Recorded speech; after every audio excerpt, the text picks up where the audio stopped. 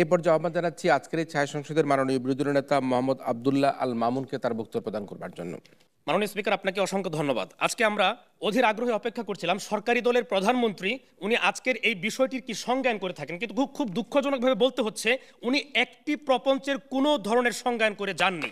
উনি রাজনীতিবিদ বলতে কাদেরকে বুঝিয়েছেন, জন্মের ই প্রত্যয় দিয়ে কি বুঝিয়েছেন, অর্থ পাচার যে ব্যাপকভাবে হচ্ছে এটি দ্বারা কি বুঝিয়েছেন, এরকম কোনো সুস্পষ্ট ধারণা উনি দিয়ে যাননি। যার কারণে আমরা ধরে নিতে বাধ্য হচ্ছি এখানে রাজনীতিবিদদের জন্যই এই ই প্রত্যয় দ্বারা উনি একমাত্র কারণ কি বুঝিয়েছেন, অর্থাৎ রাজনীতিবিদরা একমাত্র কারণ যাদের কারণে অর্থ পাচার সম্ভব হয়েছে। মাননীয় স্পিকার, এই যে অর্থ পাচারগুলো হয়ে থাকে, যুক্তরাষ্ট্রের ফাইন্যান্সিয়াল ইন্টিগ্রিটি যেই টিমটি রয়েছে তারা এবং বাংলাদেশের সাম্প্রতিক সময়ে অর্থনীতি শ্বেতপত্র প্রতিবেদন বলছে যে প্রধানত 4টি উপায়ে এই অর্থ পাচারগুলো হয়ে থাকে। এক, আমদানি মূল্য বেশি দেখানো, ওভার ইনভয়েসিং; 2 হচ্ছে রপ্তানি মূল্য কম দেখানো, আন্ডার ইনভয়েসিং; এবং 3 হচ্ছে হুন্ডি অন্যান্য মাধ্যমে লেনদেন; 4 হচ্ছে ভিওআইপি ব্যবসা। এখন প্রশ্ন হচ্ছে এই কাজগুলো কারা করে থাকে, এবং আমরা দেখব এখানে দায় দায়িত্ব কার সবচেয়ে বেশি। যাদের দায় দায়িত্ব বেশি তাদের জন্যই ব্যাপকভাবে অর্থ পাচার সম্ভব হয়েছে।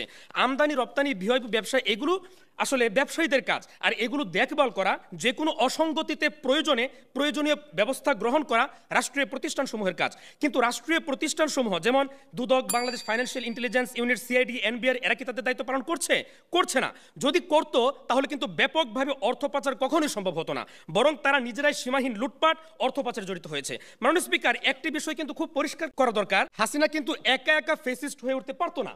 পুলিশ প্রশাসন, র্যাব, আমলা, বিজিবি, রাষ্ট্রীয় প্রতিষ্ঠান সহ সবগুলো প্রতিষ্ঠান যখন অন্যায়ভাবে এই হাসিনাকে সমর্থন করেছে, বিরোধী মতের উপর দমন পীড়ন চালিয়েছে, নিশিরাতের ইলেকশন বাস্তবায়ন করেছে, তখনই কিন্তু হাসিনার স্বৈরশাসন দীর্ঘায়িত হয়েছে। একই কারণে জুলাই গণ অভ্যুত্থানে শত শত শহীদ আর অসংখ্য মানুষকে পঙ্গুত্ব বরণ করতে হয়েছে। মাননীয় স্পিকার, ঠিক এই জায়গাটিতে আমরা এই প্রস্তাবটি বিরোধিতা করছি। আজকে বিতর্কের জায়গাটি হচ্ছে কেন বা কাদের জন্য অর্থ পাচার ব্যাপক আকারে সম্ভব হচ্ছে। সরকারি দল সবচেয়ে বড় কারণ হিসেবে রাজনীতিবিদদেরকে উল্লেখ করেছেন। আমরা বলছি যে রাজনীতিবিদরা অর্থ পাচারের সাথে সম্পৃক্ত, তবে এর চেয়েও গুরুত্বপূর্ণ যে ব্যাপার সেটি হচ্ছে আমলা, ব্যবসায়ী, রাষ্ট্রীয় প্রতিষ্ঠান সমূহের বহুমুখী আতাতের জন্যই আওয়ামী শাসন আমলে ব্যাপক অর্থ পাচার সম্ভব হয়েছে। মাননীয় স্পিকার, আজকে আমরা 4টি ক্ষেত্র বা প্যারামিটারের মাধ্যমে এটির যৌক্তিকতা প্রমাণ করে দিয়ে যাব। 1, ব্যবসায়ীদের দুর্বৃত্তায়ন; 2, আমলাদের দুর্বৃত্তায়ন; 3, রাষ্ট্রীয় প্রতিষ্ঠান সমূহের ব্যর্থতা এবং সমন্বয়হীনতা; এবং 4, বিচারিক জটিলতা। মাননীয় স্পিকার, টাকা পাচারকারীদের কথা অবধারিতভাবেই যে নামটা চলে আসে সেটি হচ্ছে এস আলম, বেসিক ব্যাংকের বাচ্চু পিকে হালদার। এই এস আলম একাই কিন্তু 1,13,000 কোটি টাকা পাচার করেছে এবং সে 6টি ব্যাংক থেকে ঋণ নিয়েছে 95,000 কোটি টাকা।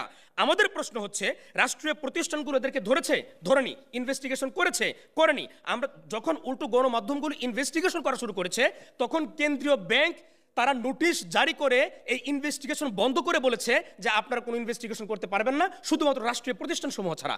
আর অন্যদিকে রাষ্ট্রীয় প্রতিষ্ঠান কিন্তু এখানে ইনভেস্টিগেশন করছে না।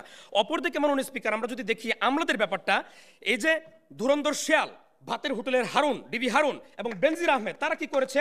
সীমাহীন দুর্নীতি করেছে এবং সে টাকাগুলো পাচার করেছে। মাননীয় স্পিকার, একটি ফুলবাগানকে ধ্বংস করার জন্য একটা হুতুম পেঁচা যথেষ্ট, কিন্তু রাষ্ট্রের প্রত্যেকটি প্রতিষ্ঠান যখন হুতুম পেঁচা হয়ে যায় তখন কিন্তু রাষ্ট্রীয় অর্থ পাচার ব্যাপক আকার ধারণ করে। এটি ছিল আমাদের মূল বক্তব্য। ধন্যবাদ মাননীয় স্পিকার, ধন্যবাদ সবাইকে। ধন্যবাদ মাননীয় বিরোধী নেতা মোহাম্মদ আব্দুল্লাহ আল মামুনকে।